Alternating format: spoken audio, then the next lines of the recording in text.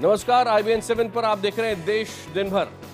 आज की बड़ी खबरें जो हम आपके लिए लेकर आए हैं। सबसे पहले तो गुजरात में पाटीदारों की आरक्षण की मांग को लेकर अहमदाबाद में एक विशाल रैली हुई। पाटीदारों के युवा नेता हार्दिक पटेल आज से अनशन पर खुद बैठ गए हैं। मैंगलोर में एक लड़की के साथ घूमने के आरोप पे कई लोगों ने मिलकर एक युवक की जमकर पिटाई की और लोग आसपास खड़े होकर वीडियो बनाते रहे। बताया ये जा रहा है कि इस युवक को पीटने वाले बजरंग दल के कार्यकर्ता थे। मध्य प्रदेश में बीजेपी के एक विधायक की गुंडागर्दी सामने आई है।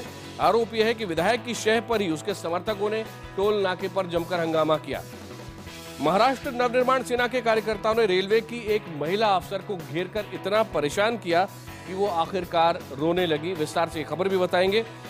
अभिनेत्री डॉली बिंद्रा का ये कहना है कि उनको एक धमकी भरा फोन आया है और धमकी देने वाला अपने आप को राधे मां का भक्त बता रहा था। और अच्छी खबर, महंगे प्याज से हम सबको शायद राहत मिल सकती है। एशिया की सबसे बड़ी प्याज मंडी नासिक के लासल गांव में प्याज की कीमत 50 रुपए किलो के नीचे आ गई है।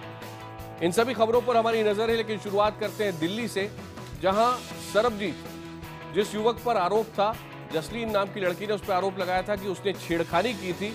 इस युवक का कहना है कि उसके खिलाफ जितने भी आरोप हैं वो झूठे हैं, बेबुनियाद है, लेकिन जसलीन अपने दावों पर टिकी हुई है। आरोपी सरबजीत का कहना है कि उसने जसलीन से किसी तरह की छेड़खानी नहीं की थी। मामला सिर्फ सड़क पर बहस का था। सरबजीत का ये भी आरोप है कि जसलीन आम आदमी पार्टी की कार्यकर्ता है और वो अपने प्रचार के लिए बात का बतंगड़ बना रही है। मैंने ना उसको कोई अब्यूज किया, ना कोई अश्लील वर्ड का उसको मैंने, क्योंकि मैं उसको जानता ही नहीं कभी। उधर जसलीन ने सरबजीत के आरोपों पर पलटवार करते हुए कहा कि अगर उसने कुछ गलत किया था तो सरबजीत शिकायत कर सकता था। मैं आम आदमी पार्टी से हूँ, मैं बीजेपी से हूँ, मैं कांग्रेस से हूँ, मैं CPI से हूँ, मैं BSP से हूँ, मैं समाजवादी पार्टी से हूँ। मैं किसी भी पार्टी को XYZ को बिलोंग करती हूँ, तो क्या किसी को हक है कि वो मुझे आके छेड़ जाए? अब दिल्ली में ही एक शख्स सामने आया है और इसका कहना यह है कि जिस समय पर जसलीन और सरबजीत की लड़ाई हो रही थी उस समय वो वहीं था और सरबजीत ने जसलीन के साथ कोई छेड़खानी नहीं की थी। छेड़खानी के आरोप में चौतरफा घिरे सरबजीत सिंह के समर्थन में विश्वजीत नाम का एक शख्स आया। इनका कहना है कि जसलीन झूठ बोल रही है और उन्होंने इसकी शिकायत पुलिस से की है। तू कौन होती है मुझे रोकने वाली? ठीक है, तो मैं बताती हूँ कि मैं कौन होती हूँ। तो ठीक है भाई, जा, तू जिसको कंप्लेंट करना है तू कर ले, जो तेरा बन पड़ता है कर ले, मैं जा रहा हूँ। ठीक है, मुझे जाने दे। इस तरह की वाकयात हुई है। उधर सरबजीत के पिता ने भी अपने बेटे को बेगुनाह बताया है। उनके मुताबिक रेड लाइट तोड़ने को लेकर दोनों के बीच बहस हुई और लड़की ने पुलिस में झूठी शिकायत कर दी। मुझे पता है मेरा बच्चा झूठ नहीं बोलता और बात को बड़ी चौड़ाई इधर उधर की बात नहीं करता, हकीकत बात सच बताता है। उसने सारी घटना आके अपनी मम्मी को बताई। उधर जसलीन के पिता के मुताबिक अगर उनकी बेटी किसी राजनीतिक दल का समर्थन करती भी है तो क्या किसी को उसके साथ छेड़खानी का हक मिल गया? यानी जो कोई अगर किसी भी पार्टी से जुड़ा हुआ है उसके साथ जो मर्जी कर लो, क्या ये तो कोई मतलब नहीं बनता। वैसे दिल्ली के तिलक नगर के इस छेड़छाड़ कांड जिसे कहा जा रहा है, जिसका सच अभी भी सामने आना बाकी है, इसमें सरबजीत को गिरफ्तार किया गया। उसके बाद रात को उसकी काउंसलिंग भी कराई गई। 4 धर्मगुरुओं ने बाकायदा रात 11 बजे तक सरबजीत सिंह से बातचीत की, उसको समझाने की कोशिश की। सफेद कपड़े से चेहरा ढके हुए ये शख्स है छेड़छाड़ का आरोपी सरबजीत सिंह। बगल में माता पिता बैठे हैं और दूसरी तरफ पुलिस ऑफिसर और सामने धर्मगुरुओं की क्लास चल रही है। चारों धर्मगुरु काफी देर तक सरबजीत को मानवता और महिलाओं के प्रति सम्मान का भाव सिखा रहे थे। पुलिस के मुताबिक उसने ऑपरेशन शिष्टाचार चलाया हुआ है, जिसके तहत सरबजीत और उसके अलावा छेड़छाड़ में पकड़े गए आरोपियों की धर्मगुरुओं से काउंसलिंग कराई गई। विभिन्न धर्मों के जो धर्मगुरु हैं उनको बुला करके उनको एक तरीके से प्रीचिंग कराया, उनको समझाया गया है, एक नैतिक शिक्षा का पाठ पढ़ाया गया है। पाटीदारों को आरक्षण देने की मांग पर अब युवा नेता हार्दिक पटेल भूख हड़ताल पर बैठ गए हैं। इससे पहले महाक्रांति रैली में उन्होंने चेतावनी दी और ये कहा कि जब तक आरक्षण नहीं मिल जाता तब तक ये रैली, ये लड़ाई जारी रहेगी।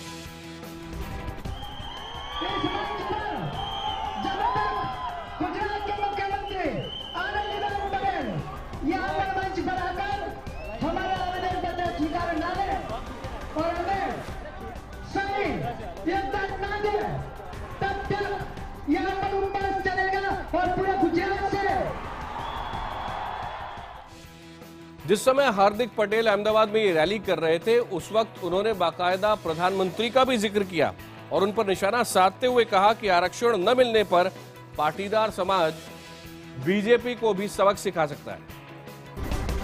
अहमदाबाद के जीएमडीसी मैदान में जमा होकर पाटीदारों ने सरकार को अपनी ताकत का एहसास करा दिया।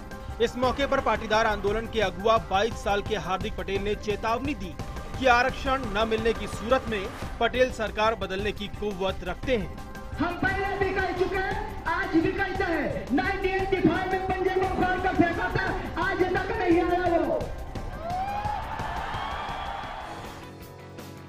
मंच पर जिस वक्त हार्दिक भाषण दे रहे थे, उस वक्त लोग जमकर साथ में नारे भी लगाते जा रहे थे, लेकिन उसके बाद हार्दिक पटेल ने एक लंबा रोड शो किया और कलेक्टर को ज्ञापन देने पहुंचे।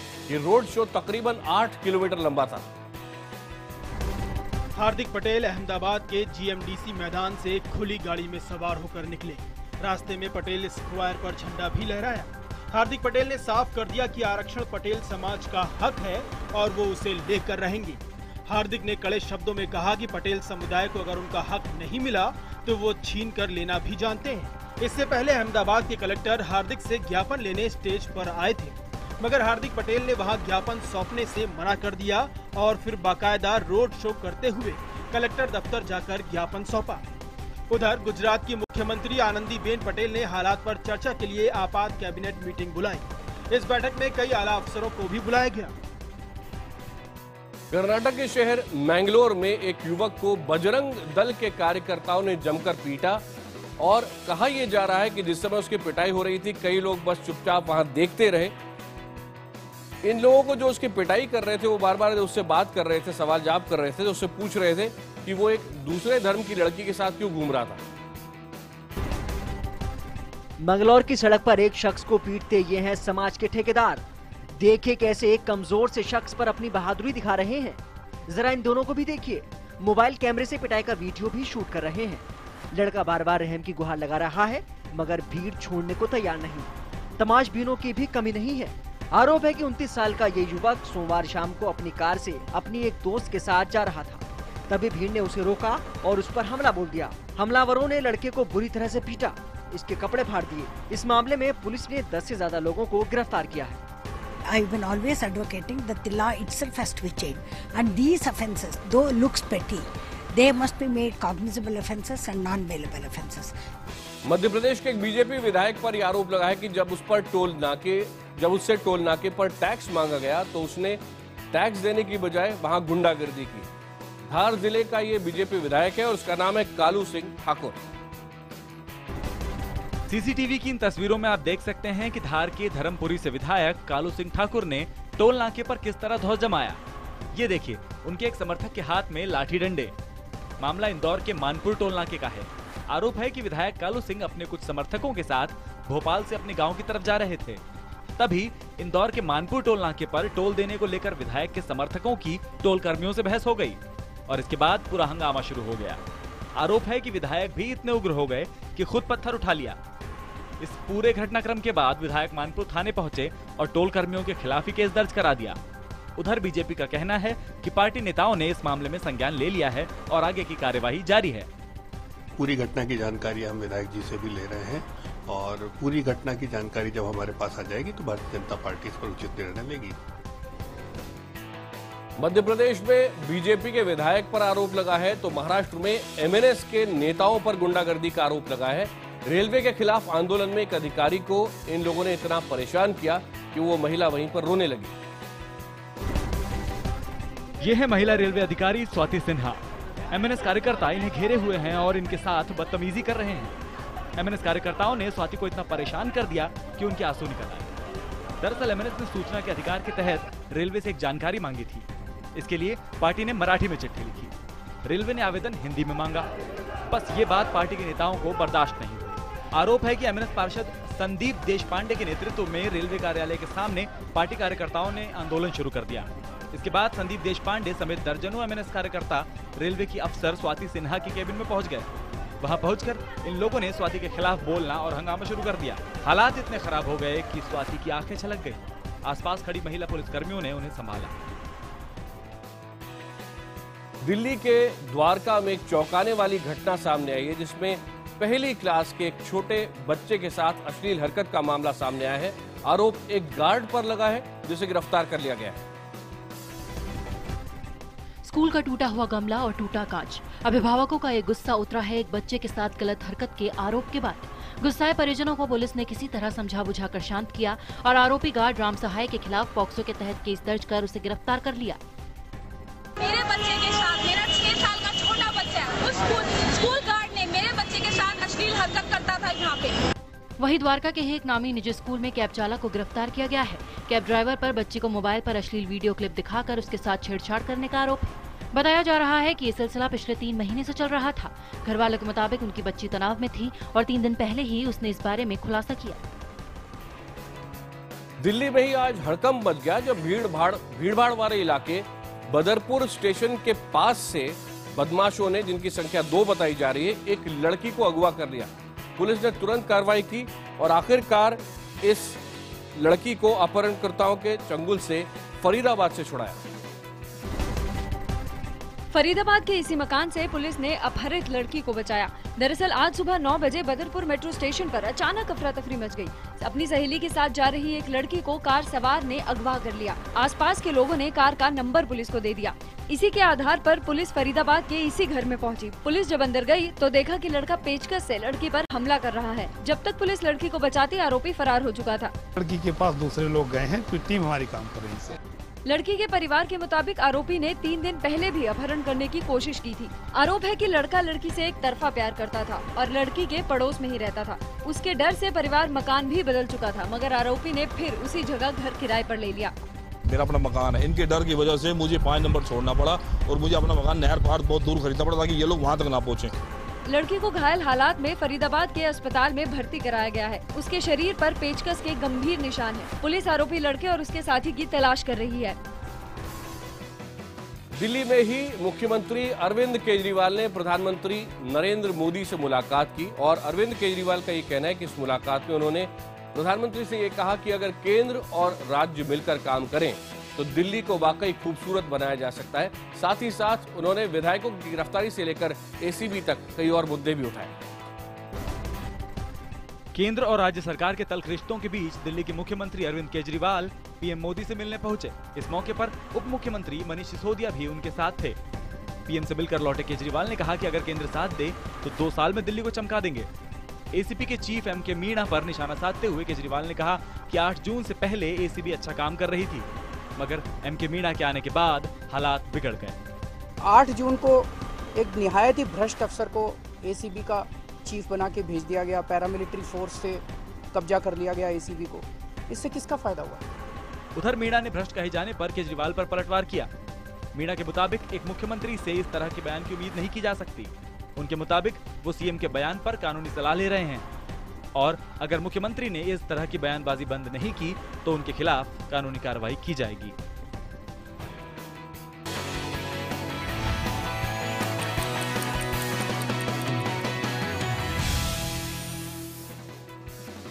देश दिन भर में एक बार फिर आपका स्वागत है। अब चलते हैं कर्नाटक।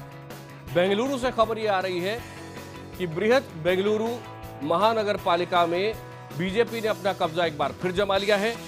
198 वार्ड में से बीजेपी ने 100 सीटों पर कब्जा किया है, जबकि कांग्रेस ने 75 सीटें जीती है। ये जश्न है जीत का। एमपी और राजस्थान के बाद बेंगलुरु नगर पालिका पर कब्जा कर बीजेपी ने हैट्रिक लगाई है। बेंगलुरु नगर पालिका चुनाव में कांग्रेस दूसरे नंबर पर रही है, जबकि जेडीएस को 14 सीट मिली है। इस जीत पर पीएम मोदी ने ट्वीट कर बीजेपी कार्यकर्ताओं को बधाई दी है। बता दें कि इससे पहले भी बीबीएमपी पर बीजेपी का ही कब्जा था। 2010 में हुए चुनाव में बीजेपी ने पहली बार 116 सीटें जीती थी। ये करोड़ जनता ने भारतीय जनता पार्टी को दिया है, नरेंद्र मोदी वाली भारतीय जनता पार्टी को दिया है। इसीलिए इस जनता को शत शत नमन करना चाहते हैं। इस जनादेश को हम बड़े विनम्रता से स्वीकार रहे हैं। आज शाम एक और बड़ी खबर आ रही है और वो ये कि प्रधानमंत्री नरेंद्र मोदी जिस घोषणा का बहुत समय से इंतजार हो रहा है, 1 रैंक 1 पेंशन पर घोषणा वो बाकायदा कर सकते हैं और वो है 28 अगस्त को। सूत्र हमें ये बता रहे हैं कि जल्द ही प्रधानमंत्री और रक्षा मंत्री से पूर्व सैनिकों का एक प्रतिनिधिमंडल मुलाकात कर सकता है और अंतिम फैसला बहुत जल्द लिया जा सकता है। वन रैंक वन पेंशन की मांग पर जंतर मंतर पर धरना दे रहे पूर्व सैनिकों का गुस्सा बढ़ रहा है। वो अनशन तोड़ने को तैयार नहीं है। जाहिर है तबीयत बिगड़ रही है। पिछले 8 दिन से जंतर मंतर पर धरने पर बैठे एक हवलदार अशोक चौहान की हालत बिगड़ गई। उन्हें सेना के अस्पताल में भर्ती कराया गया। इस सब के बीच आज रक्षा मंत्री मनोहर पर्रिकर ने पीएम मोदी से मुलाकात की। गौरतलब है कि पूर्व सैनिकों ने सरकार को 10 दिन का अल्टीमेटम दिया था, जो कल खत्म हो रहा है। इससे पहले आमरण अनशन कर रहे पुष्पेंद्र सिंह की भी तबीयत बिगड़ने के बाद उन्हें अस्पताल में भर्ती कराया गया था। गौरतलब है कि पूर्व सैनिकों को और ज्यादा निराशा तब हुई जब 15 अगस्त को लाल किले से पीएम ने अपने भाषण में उन्हें कोई ठोस भरोसा नहीं दिया। तो सूत्र हमें ये बता रहे हैं कि ओआरओपी पे बड़ी घोषणा जल्द ही प्रधानमंत्री कर सकते हैं और एक और अच्छी खबर आने वाले दिनों में मिल सकती है, और वो ये कि प्याज कुछ सस्ता हो सकता है। और इसका कारण ये कि नासिक की लासलगांव मंडी, जो कि एशिया की सबसे बड़ी प्याज मंडी है, वहां अब प्याज का दाम 50 रुपए किलो से नीचे पहुंच गया है। लासलगांव मंडी में प्याज 57 रुपए किलो से गिरकर अब 48 रुपए 50 पैसे प्रति किलो के आसपास आ गया है। यानी खुदरा बाजार में प्याज की कीमतों में जल्द ही गिरावट आ सकती है। बता दें कि जब लासलगांव मंडी में प्याज 57 रुपए किलो था, तो मुंबई और नासिक में प्याज के दाम 80 रुपए प्रति किलो तक पहुंच गए थे। इधर दिल्ली की आजादपुर सब्जी मंडी में भी कर्नाटक और आंध्र प्रदेश से प्याज की नई खेप आने से 53 रुपए प्रति किलो तक कीमत पहुंच गई है। हालांकि दिल्ली में खुदरा बाजारों में अभी भी दाम 80 रुपए किलो के आसपास है। अभिनेत्री डॉली बिंद्रा का कहना है कि उन्हें धमकी मिली है और धमकी राधे मां के एक भक्त ने दी है। बोरीवली थाने में अपना बयान दर्ज करवाकर लौटी डॉली बिंद्रा एक बार फिर अपनी शिकायतों पर बात कर रही थी कि अचानक फोन की घंटी बजी। डॉली ने बात शुरू की, तभी उनके साथ खड़े शख्स ने स्पीकर ऑन करने को कहा। हेलो हेलो, नमस्कार। कौन? हेलो, कौन बोल रहे हैं? मैं राधे मार्केट से बोल रहा हूँ। हाँ बोलिए। आपने कैसे राधे मार्केट के खिलाफ कंप्लेन की और गालियाँ दी? आपके ऊपर फायरिंग करके आपको हम लोग मार देंगे। आप क्या करते हैं आपके घर वालों को? आप मुझे इस तरीके से बात नहीं करिए, धमकी मत दो मेरे को। आप नहीं तो धमकी अगर तुम जाती हो क्या राधे माँ से चोरी करना पड़ेगा। अगर माफी नहीं मांगोगी तो तुम्हारे वो कर देंगे, तुम्हारे घर में बच्चों को उठा के ले जाएंगे, तुमको भी। तुम जानती नहीं हो कौन है हम लोग, भक्त है राधे माँ के। देश दिन भर में आज इतना ही।